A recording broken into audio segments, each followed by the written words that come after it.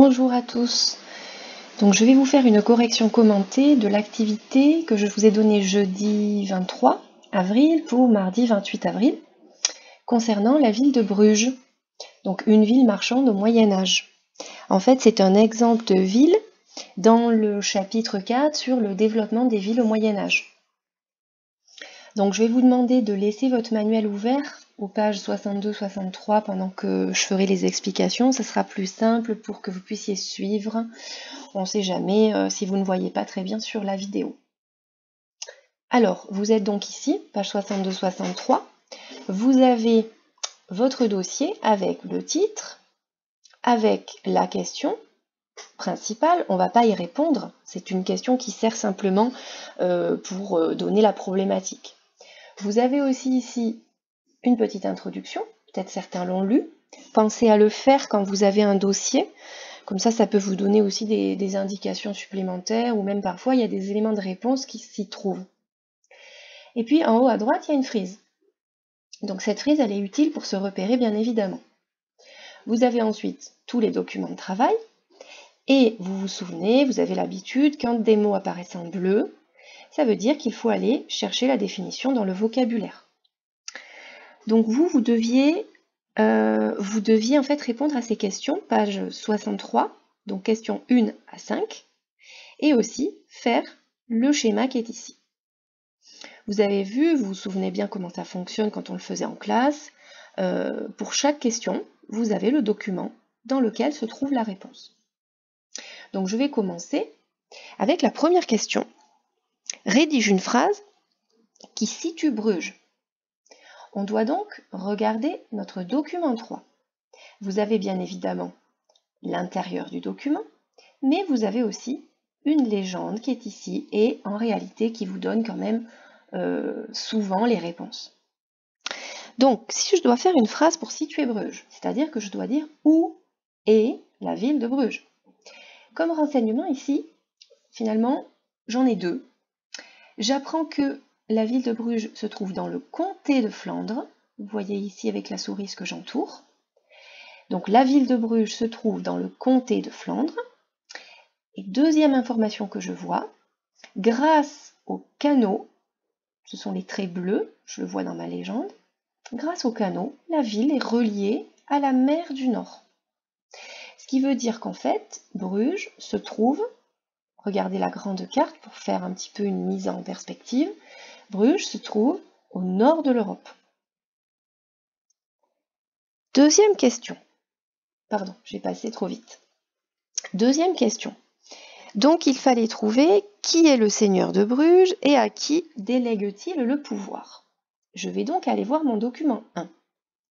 Alors, cette photographie ne va pas m'apprendre qui est le seigneur de la ville, puisque sur la photographie, je vois en fait une grande tour qu'on appelle un beffroi, avec d'ailleurs en bas de cette tour un bâtiment qui est l'ancien marché couvert de la ville. Donc là, la réponse, elle se trouve dans la petite légende qui est ici. Le seigneur de Bruges est le comte de Flandre. C'est un noble. Et ce comte de Flandre délègue le pouvoir. Ça veut dire qu'il laisse à d'autres personnes le droit de diriger la ville. Il laisse ce pouvoir, donc il délègue ce pouvoir aux patriciens. Les patriciens sont en bleu, ce qui veut dire que vous avez à la page 63 la définition de patricien. Riche famille de propriétaires terriens. Ce sont des bourgeois, donc ce sont les personnes les plus riches de la ville. Le seigneur a accordé aux patriciens le droit de diriger la ville. Question 3. Quelles sont les principales activités économiques de Bruges? La question est au pluriel, mais en fait, on pourrait très bien dire qu'il y a une grande activité principale à Bruges, et c'est le commerce. Donc là, vous avez 3 documents de travail. Je vais donc prendre les 3 documents et vous montrer les informations qu'il fallait extraire de chacun de ces documents. Alors moi, je vais commencer par le document 3. Dans ce document 3, dont nous nous sommes servis tout à l'heure, on a d'autres renseignements. Dans la légende et dans le titre, j'apprends que la ville de Bruges est une ville qui accueille une foire. Donc une foire, Vous n'avez pas, vous, dans votre livre, la définition. Ici, ça apparaît en bleu. Moi, j'ai la version en fait du manuel numérique. Et ici, on apprend que la foire, c'est un grand marché se tenant à des époques fixes dans un même lieu. Alors, ce mot foire, vous le connaissez parce que ça s'utilise toujours. Alors, c'est un peu différent parce que peut-être aujourd'hui, la foire, il y a aussi une idée derrière d'animation, de manège et tout ça. Mais bon, ici, la foire, c'est un grand marché. Donc, la ville de Bruges possède une grande foire. Et le texte vous le dit, où se rencontrent des marchands qui viennent de toute l'Europe. Si je regarde la carte, je vois qu'effectivement, les marchands qui viennent d'Italie et du sud de l'Europe amènent de la soie, des épices, et les marchands qui viennent d'Europe du Nord, eux, amènent des métaux, des fourrures, du bois, du vin. Tout ça étant vendu dans la foire de Bruges. Donc, premier élément qui me montre que c'est une ville de commerce, il y a une grande foire qui rassemble des marchands internationaux. Deuxième document, on me demande d'aller voir le document 2. En fait, Bruges est réputée pour un produit en particulier. Bruges est réputée pour le commerce du drap. Le drap, donc ici, eux, ils n'ont pas mis en bleu, mais vous l'avez en bleu, parce que le drap, c'est pas ce que vous mettez sur votre lit aujourd'hui, c'est ça le drap.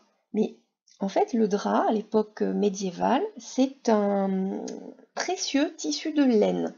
Donc vous avez ici des illustrations qui vous permettent de voir comment est fabriqué ce tissu.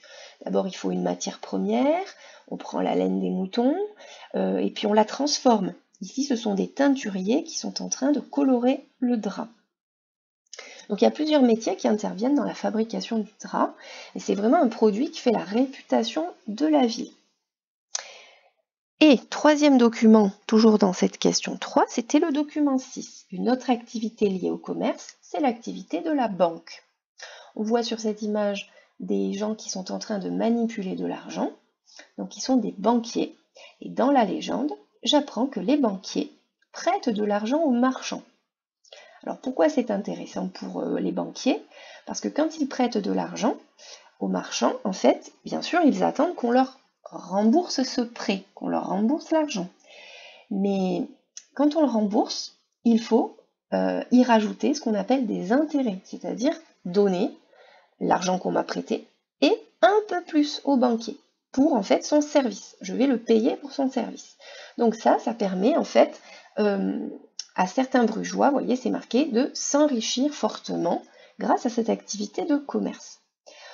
Donc on a donc ici 3 documents qui nous permettent d'illustrer les activités qui tournent autour du commerce. La foire, la draperie et l'activité de la banque. Question 4. Pourquoi les foires de Bruges enrichissent-elles les brugeois comme le comte de Flandre? C'est le document 4 qui va nous permettre de répondre. Il s'agit ici du témoignage d'un Italien, donc pendant le Moyen-Âge, qui raconte ce qu'il a vu à la foire de Bruges. Et à ce moment-là, eh bien, donc il donne plusieurs éléments d'explication. Je vais aller vous montrer là où se trouvait la réponse.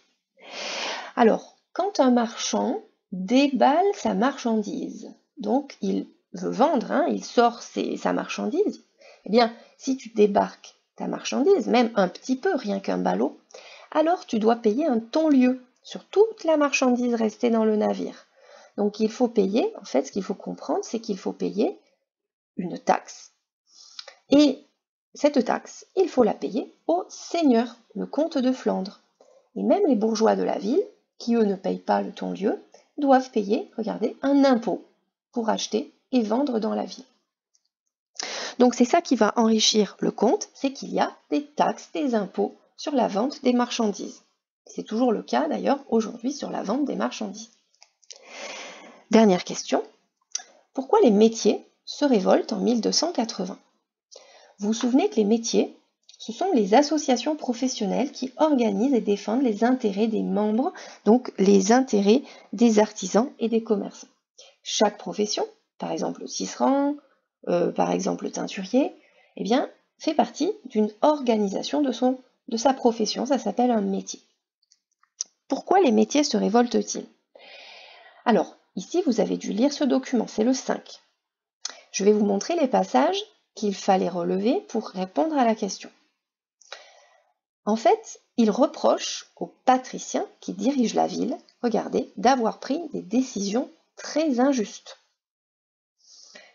Et ce qu'il souhaite, ces représentants des métiers, c'est-à-dire les personnes les plus riches, les plus importantes dans les métiers, eh bien, c'est de participer au gouvernement de la commune. Donc, ils se sont révoltés parce qu'ils veulent participer au gouvernement de la commune avec les patriciens. Donc, voilà, je vais vous montrer ensuite donc, toutes les réponses que j'ai faites. Je vous ai fait une présentation orale et vous avez ici les réponses écrites. Vous pourrez faire une pause, bien sûr, sur la vidéo pour vérifier vos réponses et pour prendre la correction sur votre cahier. Et pour terminer, le schéma de bilan. Vous deviez donc placer quelques mots à l'intérieur de ce schéma. Je commence à gauche. Qui est le seigneur de Bruges? Eh bien, c'est le comte. Il a accordé l'autonomie, ça signifie qu'il a permis aux bourgeois de Bruges de diriger la commune. Donc, il a accordé l'autonomie d'abord aux patriciens, les riches propriétaires terriens qui dirigent cette commune, et après la révolte, aussi aux métiers. Donc, les personnes les plus importantes, des tisserands, des teinturiers, donc j'ai dit tout à l'heure, des drapiers, eh bien, patriciens et représentants des métiers dirigent ensemble la commune et ce sont des bourgeois. Cette commune de Bruges fait du commerce, un intense commerce, avec des marchands étrangers.